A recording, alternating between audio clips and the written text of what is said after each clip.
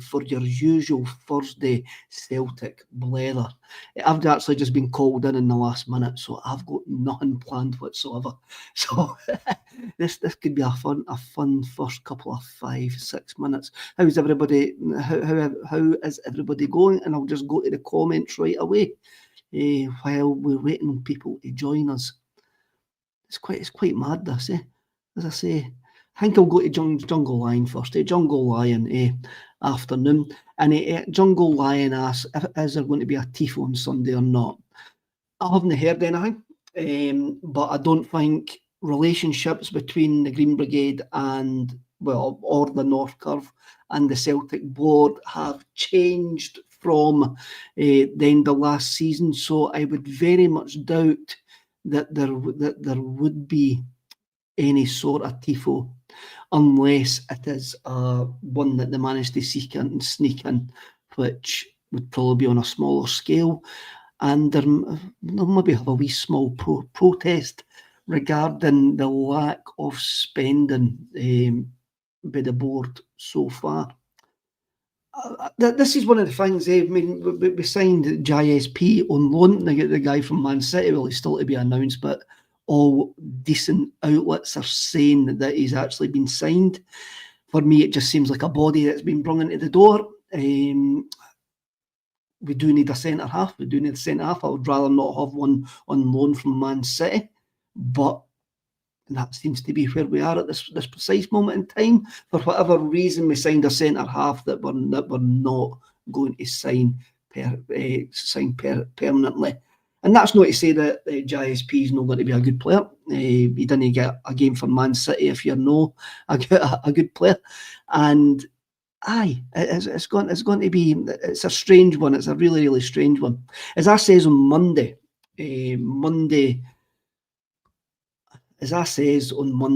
I think it is an absolute disgrace at this precise moment in time that we're going into the first league game of the season with James Forrest being the best winger in the club, or the best fit winger in the club. And I didn't count Dyson as a winger, I count Dyson as a centre forward. And I do think that's an absolute disgrace, no matter what happens between now and the end of the transfer window. I mean, I didn't want us to spend millions, but it just seems quite strange for a club that's got £110 million in the bank that we go into the first league game of the season with James Forrest as the best winger at the club. And we've got JP now. Thank God for that. I've arrived at the optimum toxicity moment, haven't I? what were you describing? Seemingly, I'm a vomit of toxicity. A vomit of toxicity, right? And I quite like that. I actually do quite like that. I mean, when I'm doing, JP is pointing out that we're going into a league game on Sunday with James Forrest as the best fit winger at the club, and it should not be the case. Are you going to get it in Japanese in the back of the new home top? Vomit of toxicity. Vomit of toxicity. That sounds like a great death metal band.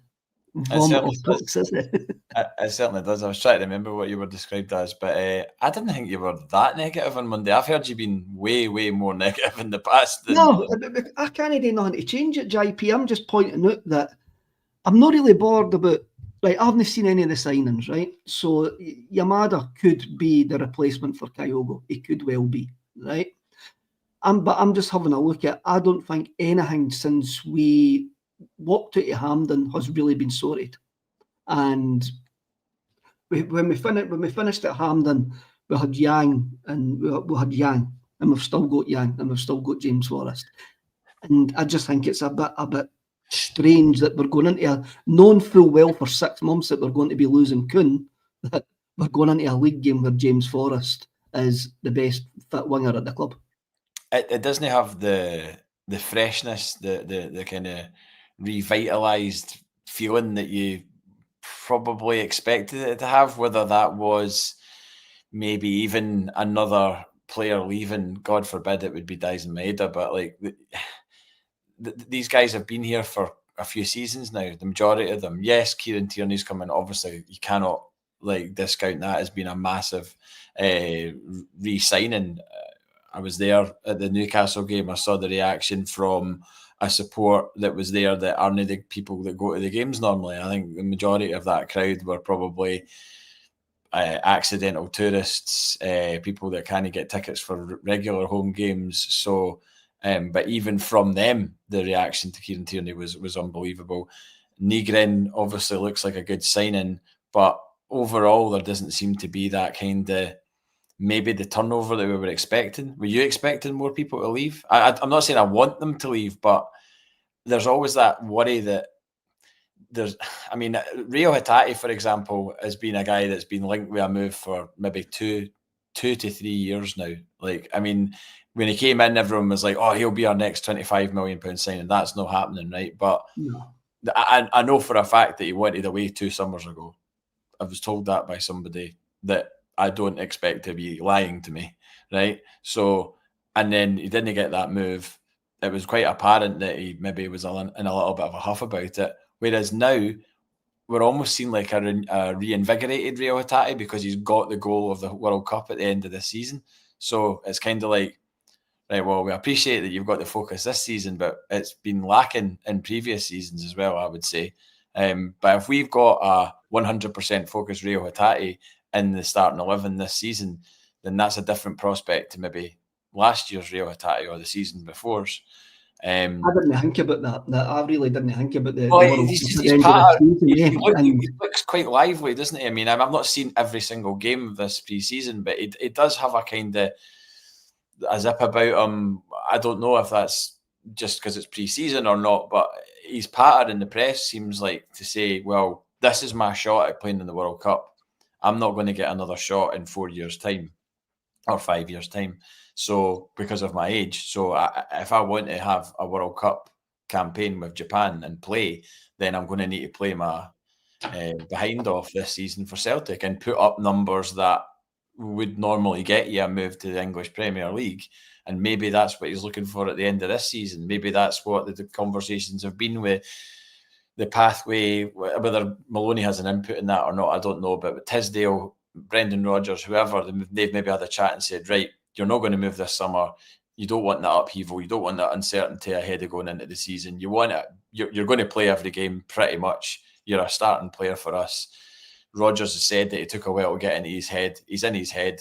He's had conversations with him, and this is the season that hopefully is the sort of breakout season as it's described for Reo Hatate, and he can shove my words up my behind because I've been critical of him, and I have been critical because I've seen what he can do at times, but it's not been there week in, week out, and a Japanese coach is going to want it week in, week out based on his selection, isn't it?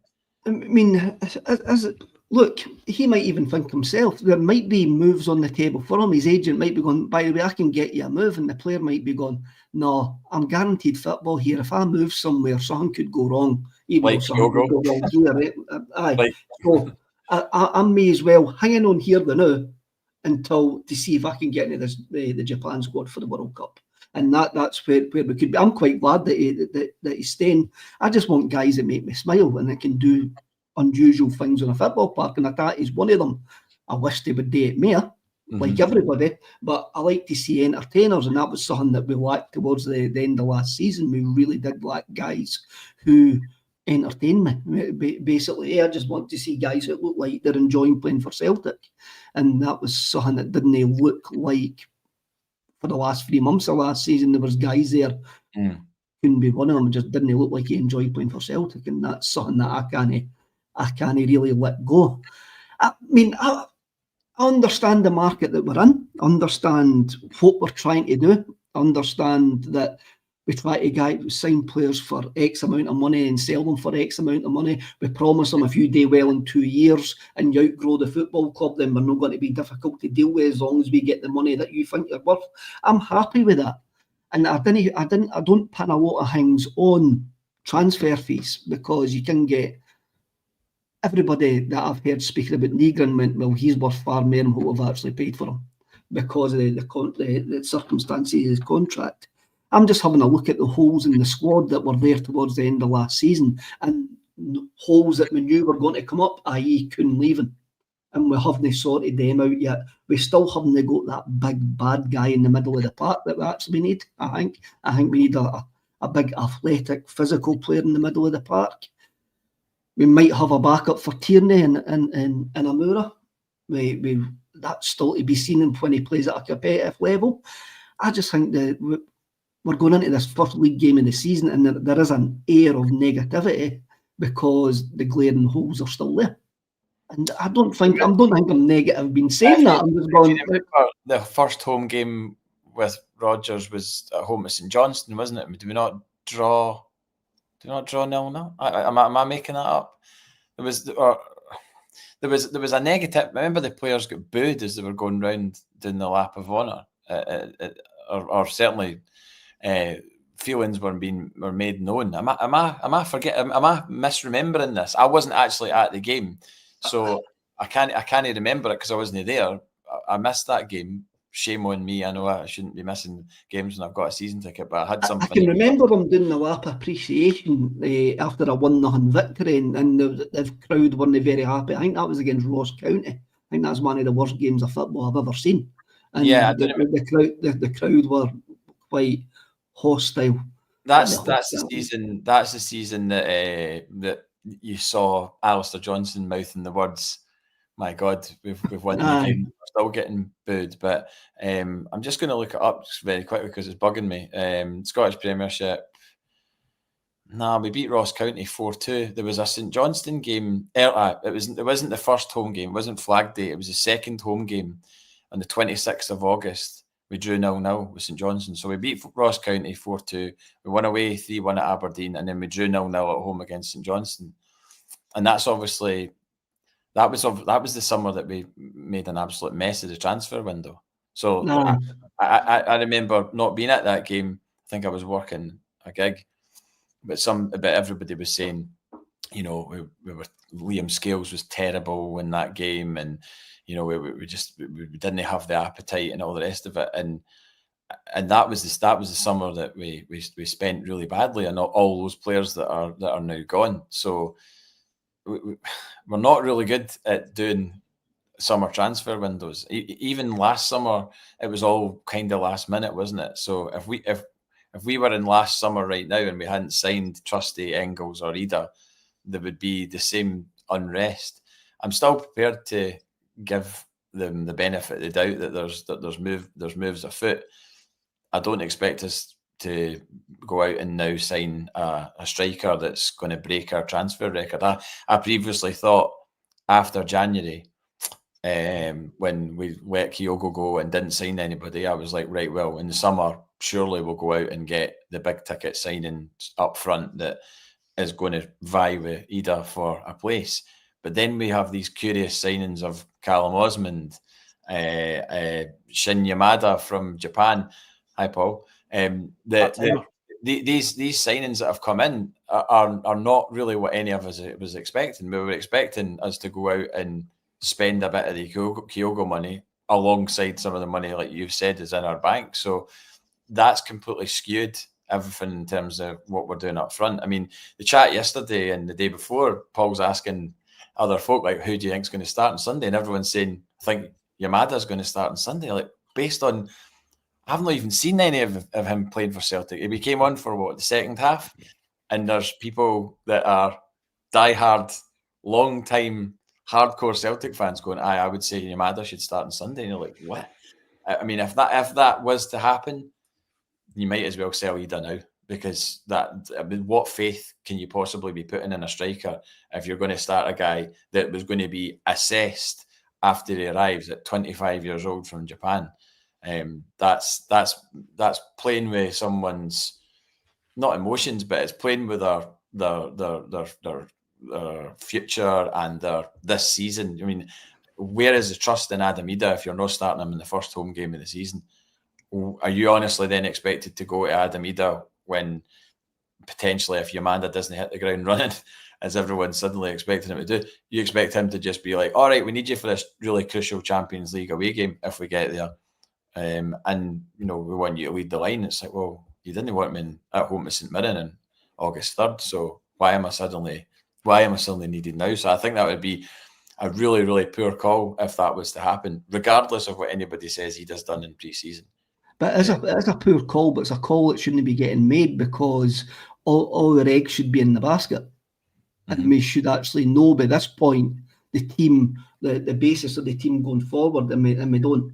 And we never do at this point. And I was looking back at a thing that I'm currently writing, and I was having a look back at Martin O'Neill's first couple of games, and you actually forget like guys like Stephen Maye and that still played Martin O'Neill's first couple of games. And you just, when you look back at the teams, you go, oh wow, Big Stubbsy was there as well, and you just didn't picture them being in a Martin O'Neill team. So you can go back. Berkovic was in there. And that. So you can go back that far, and you go, we've never really been good at getting anything right going into the following season. We've always had loads of questions, and all of a sudden we do get the business done eventually. Again, the Maeda question, I mean, for me, Dyson Maeda is the best striker in the club, and he should be playing as a striker on Sunday, but it will only be because we are failure to complete and utterly sign any wingers whatsoever, which Rodgers says 3 or 4 months ago, it's probably easier to get wingers in the door than it is to get centre forwards. So what's the problem? That we're now, Norwich are no longer interested in Yang. They've moved on because we're not letting them go because we need them to be a first team starter. We're not letting Tilio go to Rapid Vienna. And they're now moving on because, well, when are you going to give me on? When is this player going to arrive? Well, we didn't actually know either. And so they're now moving on. So we've got 2 guys who level, one of them hasn't contributed whatsoever, and the other one's on the fence whether he can contribute or can't contribute. These guys were meant to be getting moved out the door, and now they're not. Now they're going to sit there, and we're going to need to hope somebody else comes back in for them after we try and sign whatever wingers we're interested in. And again, it looks chaotic looking in. It might not be chaotic, I do not know, but it looks chaotic looking in. And that's the only way we can view it, Kev, because we are on the outside looking in. And this is probably one of the reasons. By the way, sorry I'm late, guys. Thank you, Kevin Graham, for jumping on. I know it's no easy. You were really lucky. I was at Specsavers getting my eye tested, and I just walked through the door as you text me at 12:27 to go, can you go on? Is that what you call that? Serendipity?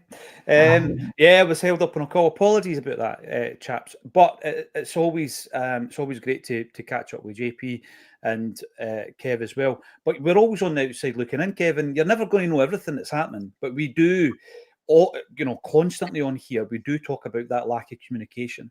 Now, in this day and age, there's no excuse. You've got everything at your fingertips to continually communicate. Now, we could sit and bang on about the kind of media output, and then we could talk about that communication between, even Paul Tisdale, Michael Nicholson, CEO, head of football operations. These guys don't speak to the fans, and they should.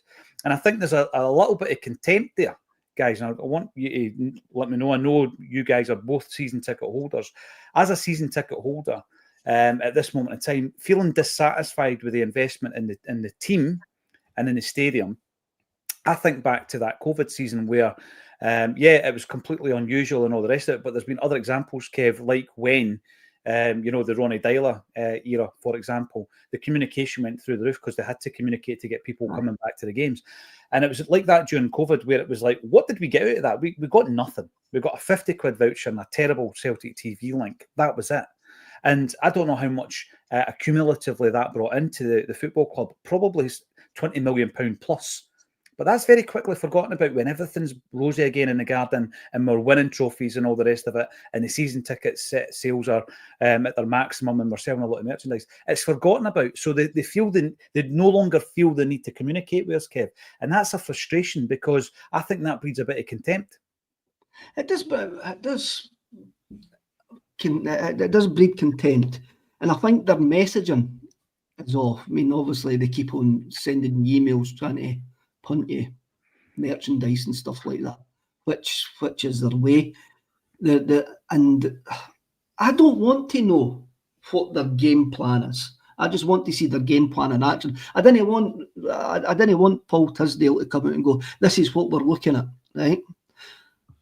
They give us the message that we've got all this money in the bank, and we're going, well, what are you going to do with all this money? and it doesn't seem like they're going to do anything. It doesn't seem like they're going to upgrade the stadium. Barrowfield's still no signed off for whatever reason. It's not been signed off.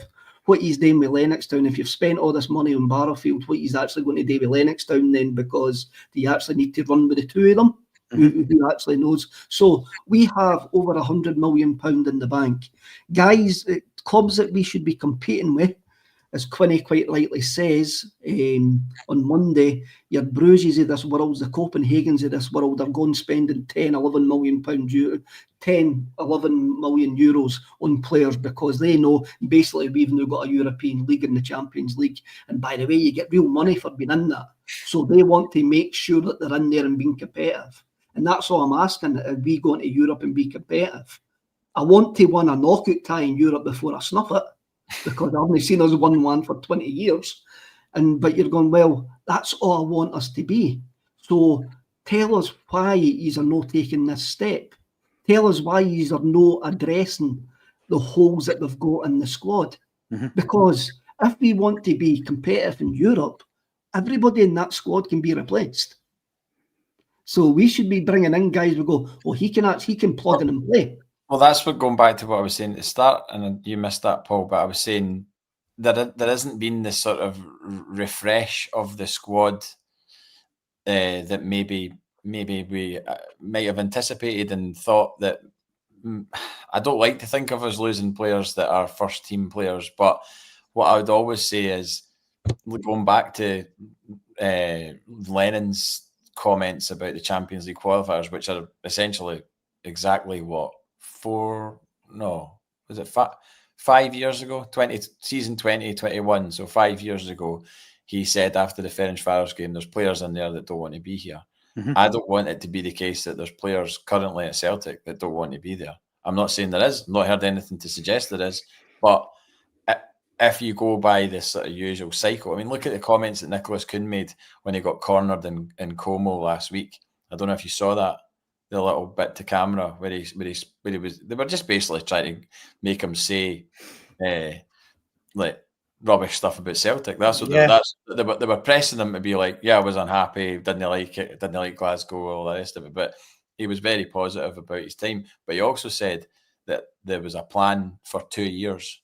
And he said there was a plan. Now, obviously, he's left 6 months earlier than that 2 years, and he's left after 18 months. But there's obviously like some people like him that just come along and go, I only really want to be here 2 years. I don't really fancy this for more than 2 years. I don't like the league's not for me, and all the rest of it. And so that I don't have an issue with that. I don't have an issue with that either. You've come in and you've given us a league title, a Scottish Cup, a League Cup, and 2 league titles, a Scottish Cup and a League Cup, and he contributed to obviously the run, the European aspects as well. Scored against Bayern Munich, scored against Leipzig.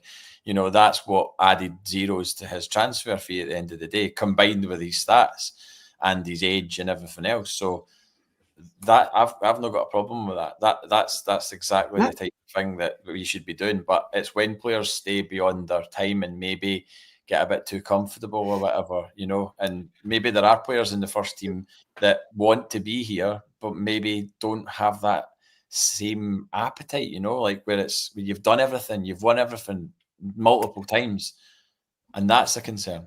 That's another reason, going back to what Kev was saying, that's another reason for me that the European endeavours have to be a season-on-season ambition, because that 2 years, JP, might turn into 3 or 4 years. If you are a football club that has shown the ambition and the capabilities of competing in the Champions League. Now, it could still be a stepping stone, but you might be able to elongate the time they're here. So rather than just coming to Celtic for that move, they're coming to Celtic and they're getting Champions League experience every year with a club, Kev, who's actually shown a wee bit of purpose. I think that's the biggest issue. By the way, you and I have been talking about this since 2017, since the first episode of the Celtic State of Mind, about the European purpose, the ambition. How does that match up? Not with all fans, because we get people coming in and say, I'd love to see Celtic in the Europa League. I wouldn't for the very fact that means that you've failed in the Champions League. That's the reason I wouldn't want to see us in the Europa League. Beyond the interest that it might spark as to where you are in at that level. There was something we spoke about yesterday. I wanted to bring this up with you guys, right? We spoke about this yesterday after the show. John Hughes and I just tuned the fat after the show. And I was talking about like big seismic changes within Celtic, right? So if we go to the last one, it's 1994. It's Fergus McCann taking over. We float the club on the public market. Shares are available. The fans sell the shares. We rebuild the stadium, and the rest, as they say, is history. You know, that was the beginning of a new era. If you flip 29 years previous to that, 1965. So I'm thinking about generational cycles, 30-year cycles. 1965 is when Jock Stein comes to the football club. There's a seismic change insofar as up to that point, the manager of the club didn't even pick the team. You know, that was a boardroom. It was picked by committee. Jock Stein comes in, turns us very quickly into a European powerhouse. And again, we didn't just win the European Cup in 67. You look at the semis, you look at the quarters and finals that Jock Stein got us into. And there is a cycle. There's a cyclical thing here, a generational thing, JP, where 30 years on, Fergus takes over. 30 years on, that's where we're sitting now. And it looks as though the club does need another change. Now, by the way, it's not as seismic as saving us in 94, but a change of direction, a change of vision, and more ambition. And I think that time is upon us. And I don't think it's bad for a supporter to say that. You look at the stadium that Fergus built, or the fans built, Fergus had the vision for it. That's now looking tired. You know, the main stand is, you know, that's ancient. Tom Grant spoke about it 2 weeks ago on the show. Some parts of that main stand are 100 years old. So we do need that ambition and that vision. But in order to get it, JP, I feel that we need change, because those at the club at the moment don't seem to have that.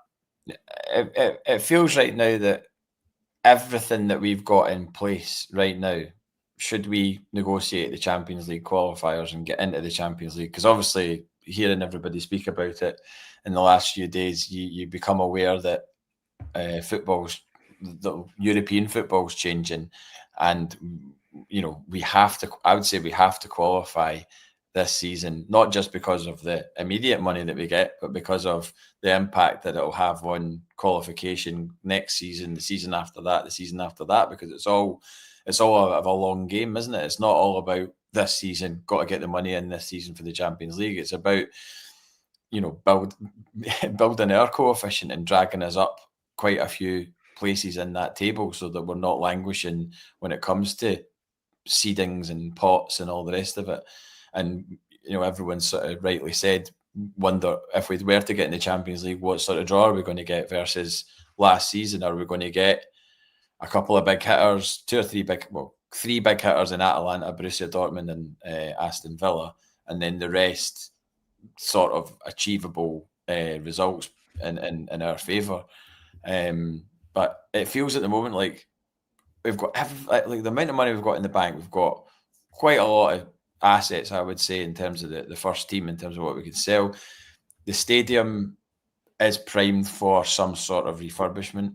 So it feels like everything's there for somebody to come in and kind of go fresh eyes on it and go, all right, well, we've got this money. What we're going to do here, what we're going to do here, what we're going to do here. Because at the moment, it just feels like we're treading water. And it doesn't feel like we're looking to swim to another island and see what's on that island. It's just like, oh, well, at least we can still swim.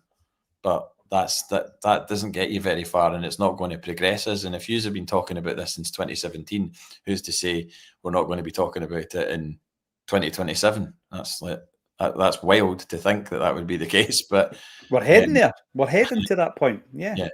Absolutely. By the way, I'm keen to bring in some comments, good, bad, and indifferent. You can agree, you can disagree. Kev's laughing. What's tickling you there, Kev? JP says 2027. I'm like 2057. We're probably still talking about this. I mean, the board, Dermot Desmond and all the gadgets will come out and say, we've run this club well. All the gadgets. We've run this club well. We've made X amount of profit. Every bit of penny it's came in for transfers has been put back out in transfers. I think there was something going about on Twitter. I think over the last 10 years, with our net spend on transfers in and out is -5. So Peter Law, when he says every penny that comes into the club goes back out, they can argue. They can also argue that they're a well-run club with the amount of money in the bank, and they will argue. They will argue that they've got it right, and their policy and their operations are absolutely right. I always say Celtic are good at football business, but bad at the business of football.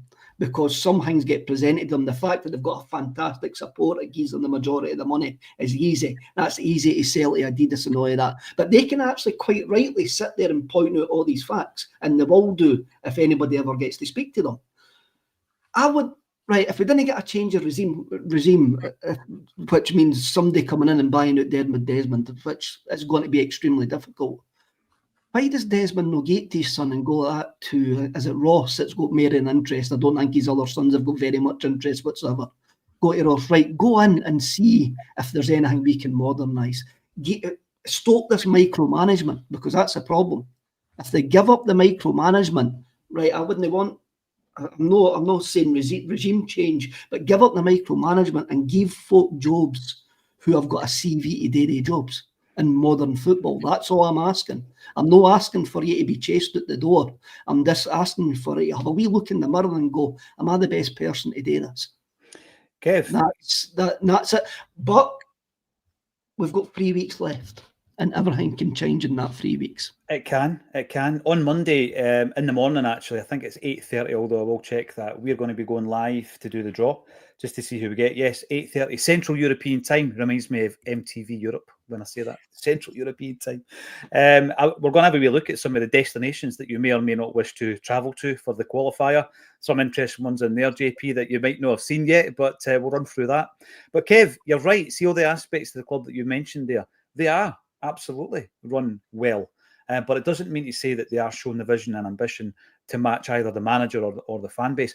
And also, yeah, when you're talking about transfers, why is that ring-fenced? A decision's obviously been made that the transfer money that we put out has to come in first, and it's ring-fenced. That doesn't have to be the case when you've got so much money in the bank as well. Also, doesn't need to be the case when you know 3 months ago that you're going to get X amount for Kuhn, that you shouldn't be able to go out and get 2 wingers in before he leaves the building. Or as soon as he leaves the building, then you've got the 2 wingers in to come in. That just seems, it really does. Look, it is quite funny.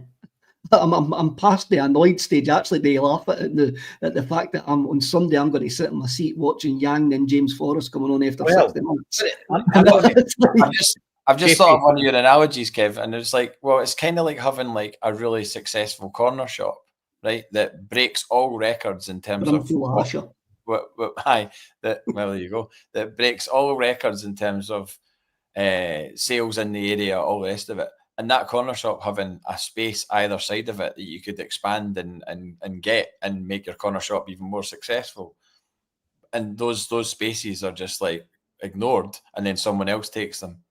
And you're like, we could have had that space and we could have made more of our corner shop, but we've not. We've just sat on our laurels and let somebody else kind of come in and miss an opportunity, because there's no way that you can tell me that there isn't things that can be spent and bought and built in or around Celtic Park that can like, there's loads, restaurants, bars, a hotel, anything like that. Why are we still years down the line? Not like it was kind of like maybe it was brought up at an AGM or something like that, or a fans forum or something, and maybe there was an answer given and I've missed it. But it's just kind of like, nah, we're not doing that. No, it was spoken about and it just didn't make sense. It's like, well, why would it not make sense? Man United have done it. Man United, Man City, all these big clubs have hotels in their neck of the woods. SWG3 in Glasgow's building a hotel. You know, like at the end of that Eastvale place where SWG3 is, they're building a hotel. Now, admittedly, it'll be like a mad party hotel for folk going to club nights and gigs and all that. SWG3. The bingo, going to the bingo. Yeah, but Bongo's bingo. Yeah, but that's forward thinking from them, because they're like, wait a minute, there's space down there. We've got building a car park. You what? Would be better building a car park than a hotel. Well, what JP says there though is, we have, again, we've discussed this in terms of every single block, every single brick in and amongst that footprint should be Celtic, celebrating the success and the history of the football club. And then there's that knock-on effect, JP, exit through the gift shop. It always happens, you know, in all big organisations. But there's so much that could be done there, and there's no real reason why we can't, because it's not as if we can't afford it. We've got the money there. That could definitely happen. With regards to that, Acsom last season, I think, 8 or 9 times, maybe 10, I'd need to check, we did fan zones. And we did fan zones for the games that were really difficult to get tickets for. So generally speaking, it wasn't a place where you would go before the game and then head to the game, JP, but they were so well attended, virtually sold out every time. We're doing another one this Sunday. People can come down, get a few jars, see the live music, then head up to the game. That would be better outside the stadium, though. That would be fantastic outside the stadium. That Clover, that should be a bandstand.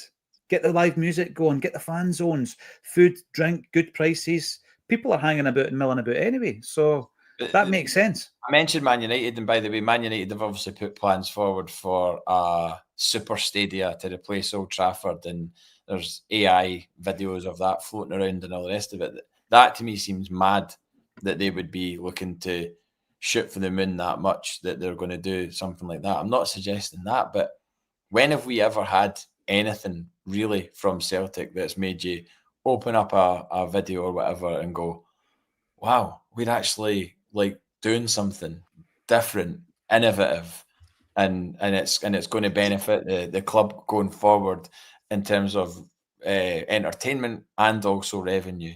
It just seems like we've stood still. See if by the end of this transfer window, the spend, I think we've got roughly about, if you look at the amount that we've put out, I think we've got roughly maybe about 20, 21, 22 million. So I would hope by the end of the transfer window, like our transfer spend will be round about that figure. Yeah. If you go with what they say, everything from now, Kev, from now, aye. And if they came out at the end and says, look, by the way, football income is not guaranteed, so we're going to make these improvements to guarantee income, which makes us less reliant on football competition or on selling players, I would go, okay, that's fine. But I didn't believe that they're going to do it. I don't believe if they came out and says, right, we've got this money, we're going to put it to the hotel, and we're going to start doing up the south stand and still spend the 23 million. I'll go, fine. That's fine. You're moving the club in that right direction, because we're playing Scotland. We've got to get other revenue streams, and that's protecting those revenue streams and increasing the revenue streams that we've currently got.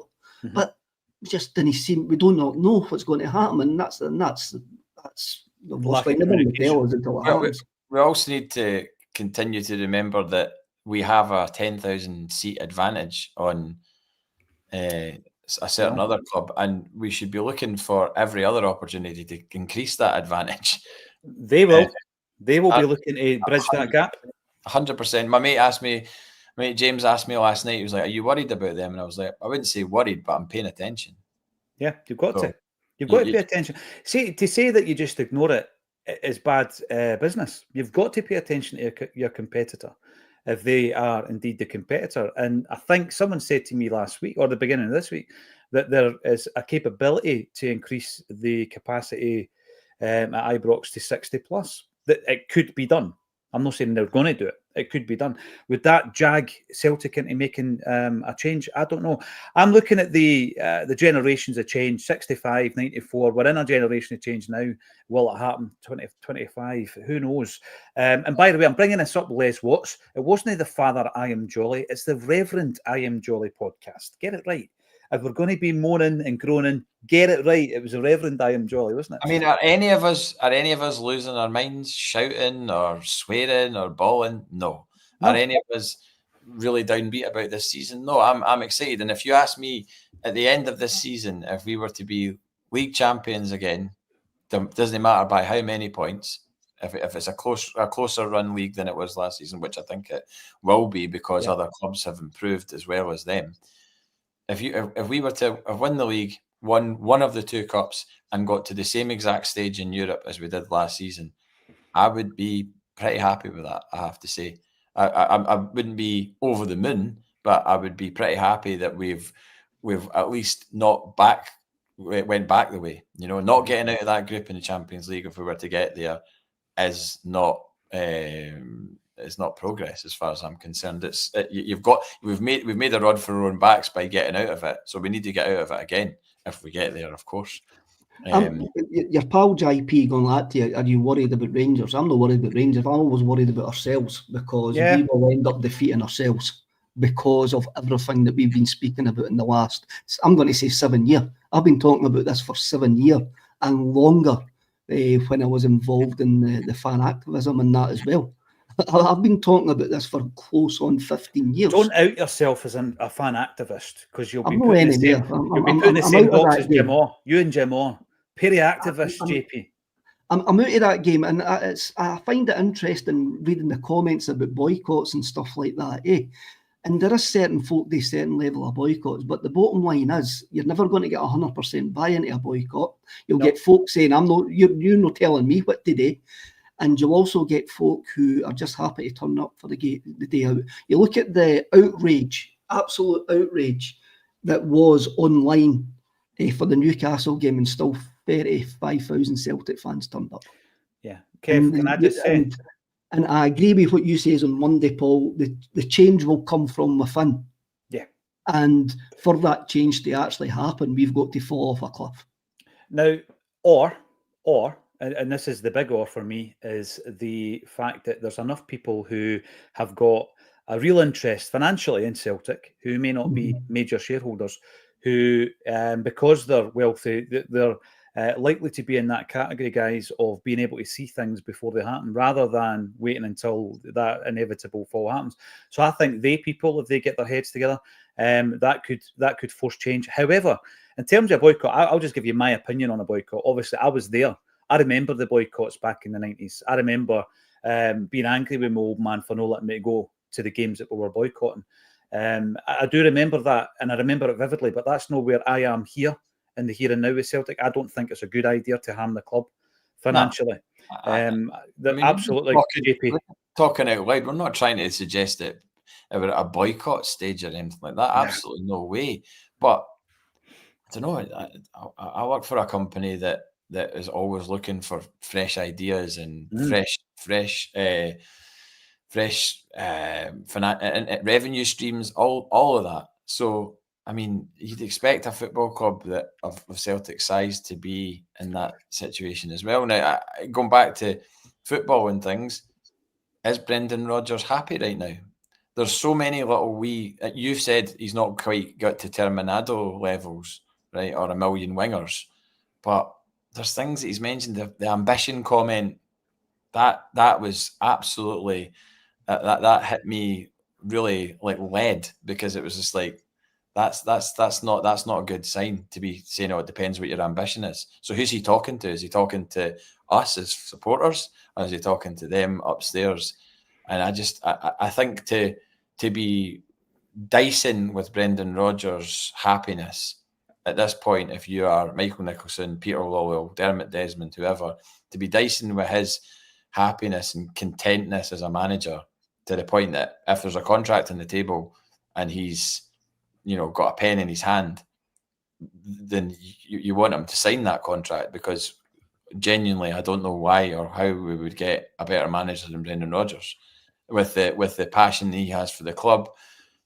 Does Kieran Tierney come back for one season just for Brendan Rodgers' swan song, or has Kieran Tierney been told something that will go beyond this season? I don't know, but I just don't think that if you're Celtic, this chat with the Go Ahead Eagles guy and going in low ball and 1.6 and then up to 2.5 and then the latest thing is well, actually, we're not going to give you 5 or 6 million for him because we know we can get him at the end of the season for 2 million or whatever. Why are we even in talks with that player? If that is your attitude, and you know that club want that money, and then you're just going to go walk away and move on down to option 3. Say he was option 2, and you're moving down to option 3. Is that going to please the manager? No, it's not going to please us either, because that option 3 is a Louis Palmer style player. If you really trust your scouts on this, you would push the boat out to pay that money. If you really think this guy is going to come in and do a Nicholas Kuhn or do a Matt O'Reilly or do whatever, you would pay that money. I don't understand why you would step away or low ball or send insulting figures. You would just be like, right, okay, that's what we need to pay. We've received 14, 15 million on top of what we paid for Nicholas Kuhn. Why are we not just going? It's not like they're asking us for 10, 12. They're asking us for like Jota, Carter Vickers money. So if you don't believe in that player that's going to become a Jota, Carter Vickers in his position, then you move on. That's different. If they actually don't believe that that's the case, but then why are we looking at him in the first place? I'm waiting until next summer as well. A couple of things, Kev, because you'll have an opinion on this, and I want the opinions of the viewers as well. First one would be, we're talking about wingers and a lack of wingers for the weekend. Is it possible that we can play with no wingers at the weekend? There you go. I'm going to throw that out because that means a change of position, a change of formation and shape. Can it be done with the current personnel? I think it can. You always have the guys on the bench. You can change it up if it's not working, but I do think you can approach it slightly differently until you get the reinforcements in the door. The other one would be in relation to when we shelled out last summer, guys, when we shelled out the twice breaking the club transfer record by bringing in Adam Ida and Arnie Engels, and also on the top of that, signing Trusty for £6 million. We didn't have this head of, sorry to give you the wee quotes in the air, we didn't have a head of at that time, right, of the department. So we're banging on constantly about having a head of a department, of proper football operation with a director of football, or it could be the head of recruitment, or it could be a different title entirely. Look at the timeline, right? So June 2023, Brendan Rodgers is appointed for the second time as Celtic manager, and we have that transfer window in the summer that we wish we could all forget. Right, so on the 1st of March 2024, Mark Lowell leaves his position as the head of recruitment. Then we have the summer transfer window where we break the transfer record twice. We bring in Engels, we bring in Ida, and we bring in Trusty as well. And then on the 16th of October, it is announced that Paul Tisdale is appointed as a head of recruitment. So in that summer window where we didn't have a head of department, that buffer between the manager and the board, we seem to do better in the transfer dealings. Now, we might have overspent on those guys. Is there a necessity with this current board to have a head of? Is the head of a buffer? Is the head of the guy that's actually between Brendan Rodgers and the guys signing off the checks that prevents that kind of ambition from happening, Kev? You know, that's my concern now that I'm looking at it. Is he the guy that stops it from happening on behalf of the board? Well, you're only going to get the job at Celtic if you actually agree with what their MO is, which is buy low, sell high. Try to find untapped gems, which they have done well, whether it's been by luck or good scouting, we will never know. Last season, we spent that money after we sold Matt O'Reilly. So I think the prices were inflated because the clubs knew we had just sold Matt O'Reilly for £25 million. And if you listen to the huddle with Celtic Underground, they were saying that their deals were done weeks before for a lot less. But when we got round to actually doing them, rubber stamped them, the clubs wanted more money, because they knew that we had the £25 million in the bank. I didn't care whether that's true or no, but I'm just going They also said that it sat on Dermot Desmond's desk waiting for a sign-off.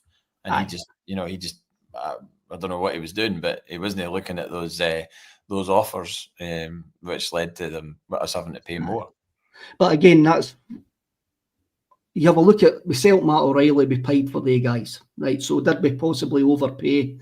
Everything that's been leaked kind of points to that, and it points to a failing with Dermot Desmond's level, because we could have bought the guys 3-4 weeks before, then sold Matt O'Reilly. So I don't know. I think last season was probably an outlier.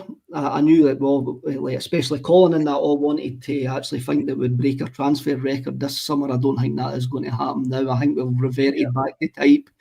I don't care how much the players costs. I just want guys in it fills the holes in the squad, and it keeps us competitive at a European level. I didn't care if they cost £1.5 million or £10 million. I just want two wingers in the building that want to be there, that are exciting, that are going to get me off my seat, and they're going to help us win games of football at the highest level. But you can hang with me if I'm wrong here, Paul, but when Tisdale spoke to the fans forum, he says that he was actually basically looking at the youth setup. That's what he says. Part of his remit, yeah. And that's happening because so many of them are getting moved out on loan. Aye, but he's there to make money. He's there to make money on these boys. So's Maloney. This head of player development. It's to make sure that guys that are not going to actually play for us, we make money on.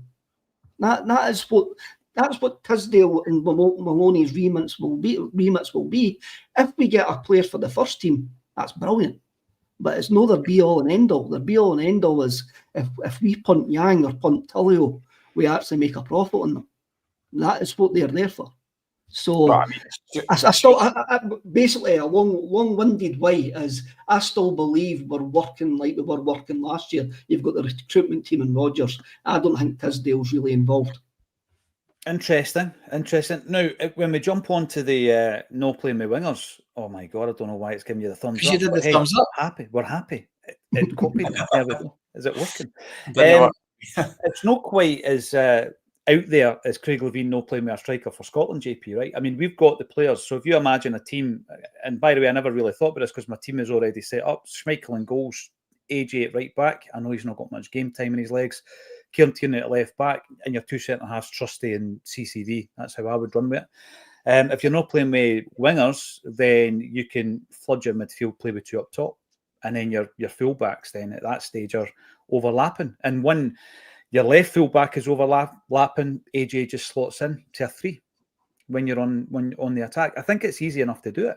And then in the midfield, you could play Callum McGregor. Nygren starts for me. I think he's been brilliant in the pre-season. And you would then play maybe Reo and Engels. You could play a diamond. I just think it opens up so many possibilities. Big question would be who plays up top. And again, like you say, but imagine Maida through the middle. He's the best striker, so play him through the middle plus one of, depending on sharpness. And, I agree with you, JP. You drop Ida at this stage of the season. It's massive for him. It's massive for the psychology of the player. And also, obviously, these rumours with Udinese, they've been kind of been put in the bin since they broke. But the kind of rumours around that player, it's not going to help him. And you want everybody firing to get us through Champions League qualifiers. So maybe start with Ida and Maida, with Yamada on the bench. But I do think at home against St Mirren, right? And by the way, why didn't we do it in pre-season? We could have tried that in pre-season as well, knowing that there's issues with the wingers. I don't see there being an issue with that, JP. I don't expect it to happen. I think we're so rigid in the shape that we use. But we do have the personnel to do that if the wingers are the concern.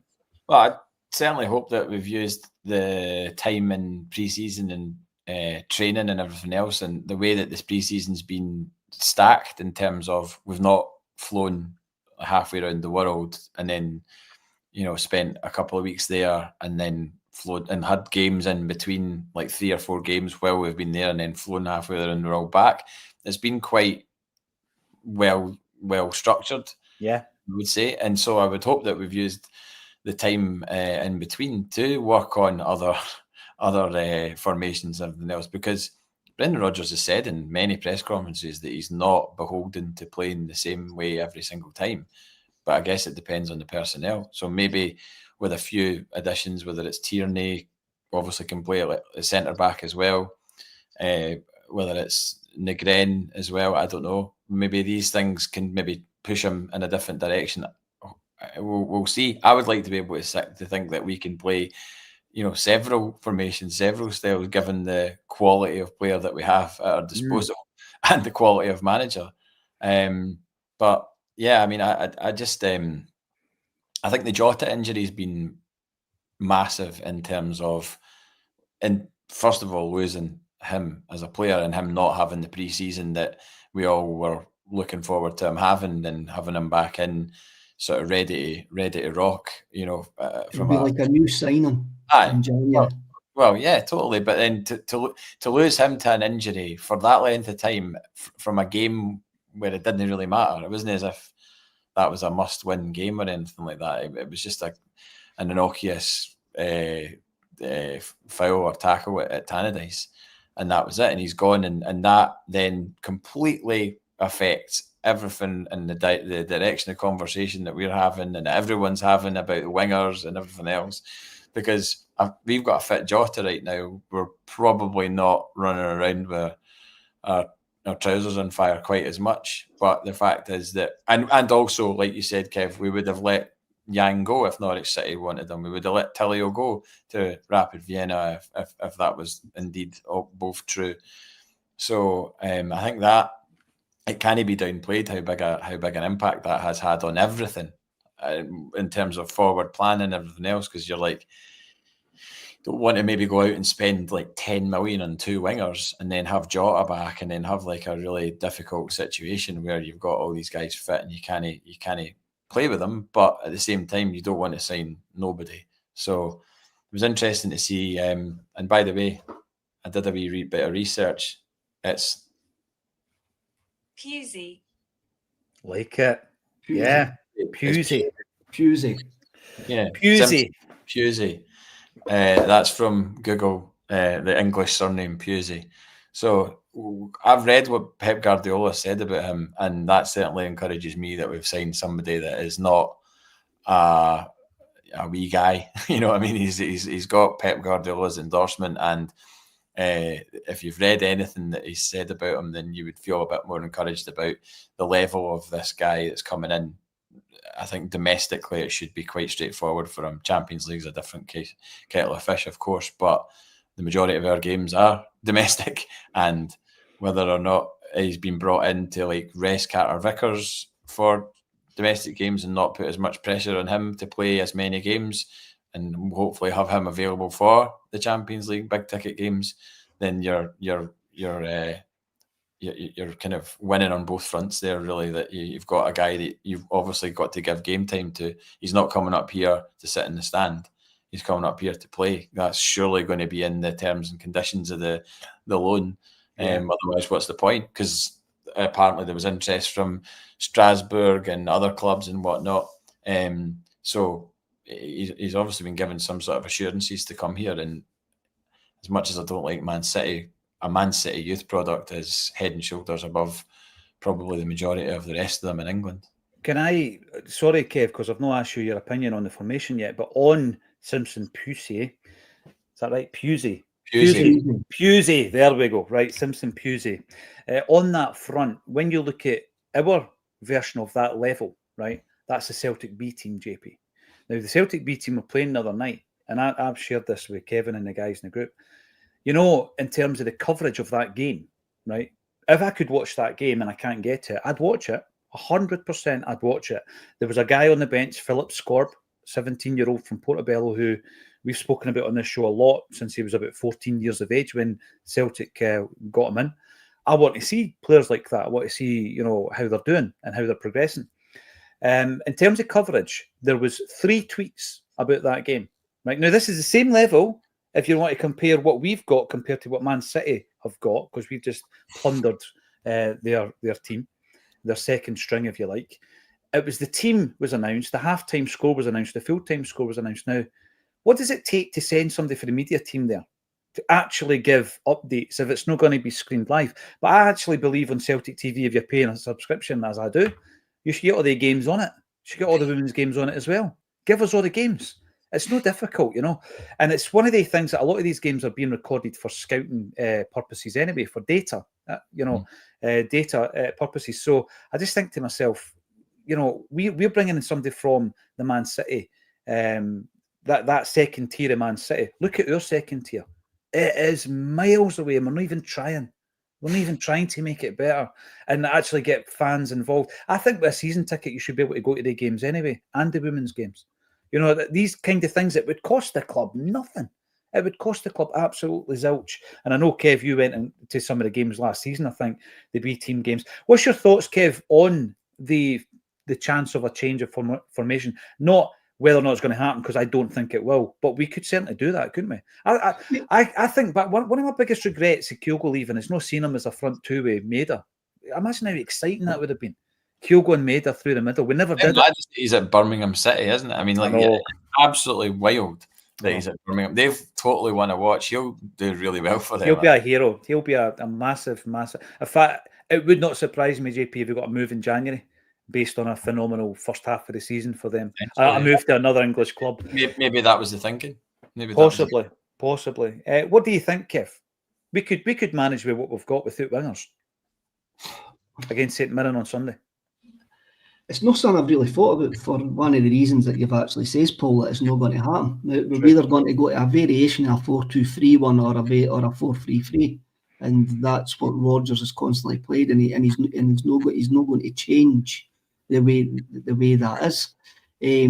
With regards to JSP, I'm not going to try and say Pusey, because if I get it wrong, I'm an You just got it right. It's when the pressure's on, though, JP. When the pressure's on, my brain's gone 100 miles an hour elsewhere, and if I say it wrong, I'll continue to say it wrong. So I'm sticking with JSP. He will, for him to actually end up at Celtic, we've guaranteed him minutes. That's the thing. Yep. So that's he's not coming here to sit on the bench. So he's been guaranteed a set amount of minutes, because that's the way that these things work. With a financial incentive. So if you don't play the minutes, you pay Man City more. Aye. So he will get game time, whether it's replacing CCV or playing on the left-hand side. Who knows? We'll just need to wait and see, but we will see him this season. With regards to not playing the wingers, it shouldn't be up for discussion, because we should, even though Jota's been injured, correct, we should have signed another winger who could play on both wings to cover Jota, for us to allow our best striker to actually go through the middle and make us as strong as possible. And that hasn't happened for the first game of the season. That's not to say it won't happen between now and the end of the transfer window. I mean, surely it will. Surely it will. There's no way we're going to be sitting here when the transfer window's closed and we'll be sitting talking about Yang and Forrest playing as wingers like a lot of games this season. I'm clipping that. Well, that's going to come back to haunt us. I said something yesterday about Luke McCowan, how he played as a winger previously at Dundee and at Ayr United and stuff like that. And says, I can just picture us being 1-0 down at Ibrox, and we bring on Luke McCowan as a right winger to try and get us back into the game. I went, that would be funny, but it wouldn't be funny at the exact same time. But if that's where we go to, bringing him on as a winger because we've got nobody else, I went, I can't believe I've just said that, and I've probably manifested that. Don't manifest it. Reality at some point. No. But we shouldn't even be thinking about that. We shouldn't even be. It's not as if we're in a massive rebuild. We have got the money there to go out and plug the holes that we actually need, and that we haven't done it begs two questions: are we incapable of doing it, or do we not want to do it? But that will only be answered in the next couple of weeks. Now, I was late to the party, so it's my fault, but there was one other subject I wanted to cover before we wrapped up. Have you got a couple of minutes? Because I know you're busy. Kev, you got a couple of minutes as well? It's just, so we could actually have a back four then, because we call Johnson AJ, we call Tierney KT, CCV and JSP. That's your back four, potentially, or Jai SP if it's Kev. Right, so... in terms of Monday, we're going to cover it live. Jake, Jimmy, JP. Right. The Champions League opponents could be, and this, as I say, 8:30 Monday, we'll cover it. Bal or Basel of your Brian McClure. By the way, I can confirm, having spoken to a wee Swiss guy in a hotel on Thursday night in Edinburgh before I flew to France.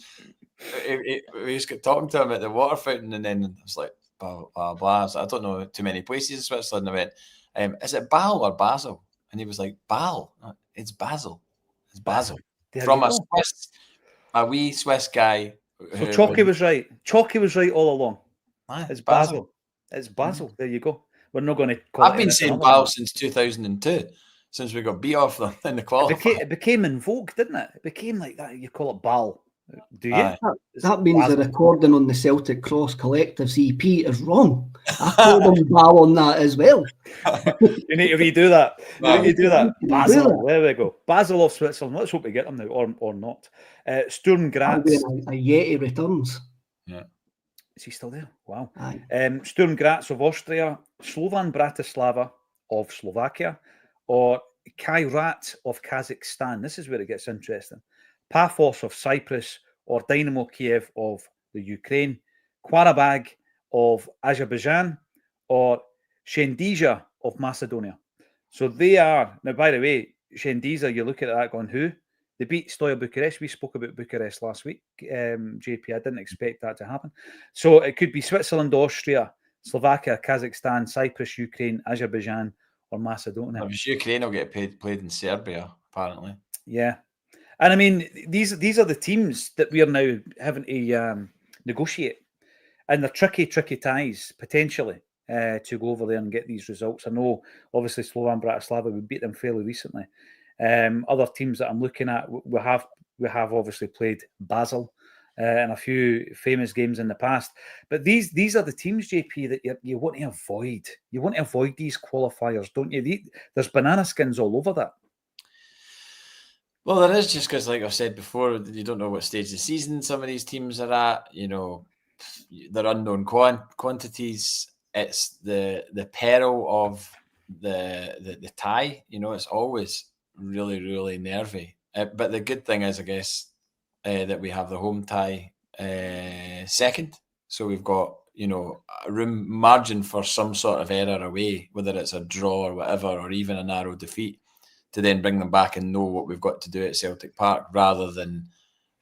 But then we've been in that situation before where we've had it in our own hands at Celtic Park. Maribor is the first one that comes to mind. Mm-hmm. If you read Maribor out on that list, nobody really would have been like, oh, we need to be wary of them. But they beat us. Because I remember that was the one where I got caught in Sky cameras and they zoomed in on me and I was just sitting like that. But I was sitting like that watching them celebrate, because I was like, I'm going to remember this, because it makes the qualification moments more enjoyable. And we've had some enjoyable qualification moments, if I think about Spartak Moscow. Spartak Moscow always springs to mind. Yeah. Is that the Tommy Burns one where he jumps in there? Karagandhi as well. Karagandhi was amazing as well, because we hammered them. And then who was the one where Dembele stepped up to take the penalty? Yeah, the penalty. When all the pressure was on him, as like a new signing, like he'd not really done much, and it was like that was his kind of big moment, really, to sort of. And then he obviously scores the hat trick in the 5-1 game as well, replacing Lee Griffiths. But no, I think that there's no way you would take any of those teams lightly, and nor should we. But hopefully having the second leg at home plays to our advantage in some way. But it's all about mentality, isn't it? It's all about how we treat those games. We've got to treat them with the utmost respect and not take anything for granted, because we've seen before that it's a banana skin. Malmo, remember Malmo? That was horrible. They weren't even a good team. I think their Champions League record that season was horrendous. So we just got to remember what we did last season with the majority of these players. We were there without qualification ties, obviously, but we were there and we mixed it and we got out of that group. And then, you know, that's what everybody needs to be reminded of. This is where you want to be. This is where your price is going to go up. So that's where you want all the players to be firing on all cylinders in those two games, particularly because this is going to affect their careers, you know. See, when I think about it, JP, and you're talking about these banana skins, etc., they're only banana skins if you're under-prepared. Yeah. I know that anything can happen. Lincoln Red Imps, you know, I remember all these moments that we talk about. You go over there and you're kind of humbled. But if I've been in situations where you've played a team and they've got a result against you, and you think to yourself, see if we play them in 6 months, we'll beat them easily. Art Media Bratislava. Yeah. And it's like just being prepared and having, and this is something that Brendan Rodgers spoke about. He said, you want your team together as quick as you can so that you can get some good work in, get the togetherness, get the spirit, everything. That's all you're asking for. That's why we're always agitated to get players in early. In fact, I always say you bring them in January for the Champions League so that they're bedded in. They know the game plan, the style of play, their teammates, all these kind of things, Kev. And we're always seems to be this worry because we're not ever at that stage going into these games. Aye, the way I look at it, everybody that we can face should be looking at us and going, we didn't want them. They're the best team that we can actually get, right? I have a think about it. You have a think about teams that always seem to be in the Champions League. Dynamo Zagreb, for example, right? Even though I don't think they'll be in it this year because they didn't win the league. But Dynamo Zagreb, every time you looked at the Champions League qualifiers, I bet you nobody went, I bet you everybody went. We didn't want Dynamo Zagreb because they always end up in the Champions League. They always win these qualifiers. They always get through. And that's where I want to be. And I don't think we're there yet. And I know that we can't treat these teams lightly, but with our resource, which dwarfs the majority of these teams, with our wage bill, which dwarfs the majority of these teams, they should be looking at us and going, we didn't want to go there because there's a good chance that we're not getting through there. And I don't think we're actually there yet. So that's how all these ties fill you with a wee bit of caution going, this is not a done deal. It doesn't matter who we play, it's not a done deal because at this precise moment, we're very, very underprepared. It doesn't matter what we've done last season. Even though we bet Slovan Bratislava quite easily, they might have a look at us and go, oh, we quite fancy that. Now, we grew into that competition last year. You've got us at a good time. We've got a bit of a point to prove over 2 legs, But they should be looking at us going, we didn't want them. I know. It was a Astana, by the way, JP. That game you were talking about with the penalty. Astana. And that was the second, that was the third qualifying round. We played Lincoln Red Imps in the second qualifier, then Astana. And then obviously we had our knockout. So back in those days, you're playing 6 before you get into the group stages. And it is a backward step, the fact that we're having to play qualifiers this time round again. We need to start getting results and having year-on-year progress in the Champions League to ensure that we can build up the coefficient moving forward. Again, apologies that I was late, but I know I can trust Kev as he's walking in from a Specsavers appointment, and JP to jump on. Yeah, sorry, I was late as well. That was a meeting ran over time. I walked in for Specsavers actually discovering I'm as blind as a bat. Yeah. Folk already say I look like Winston for Stilgame. Wait till you see my new glasses. I'll look even more like Winston for Stilgame. You've got to put it there. Listen, it's been an absolute pleasure. 1,900 strong on the live chat, which is incredible, absolutely incredible. Especially considering we've done a rehash of a Scotch and Rye sketch, so that's. I know, that's the thing. And all week, for all the negativity that people sometimes levy at us, sometimes it's described as a vomit of toxicity.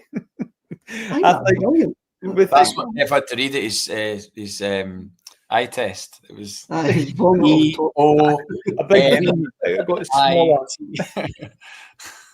Oh, brilliant. But listen, to be fair, I think that we keep an eye on the comment sections, we keep an eye on social media, we speak to friends who support Celtic, and we get a kind of sense of the feeling within a certain cross-section of the Celtic support, and we talk about that. We don't talk for anyone other than ourselves, but we do gauge the comments, etc., for topics. So thanks everybody for getting involved, and thank you again to JP Mason and Kevin Graham for joining me on a Celtic State of Mind.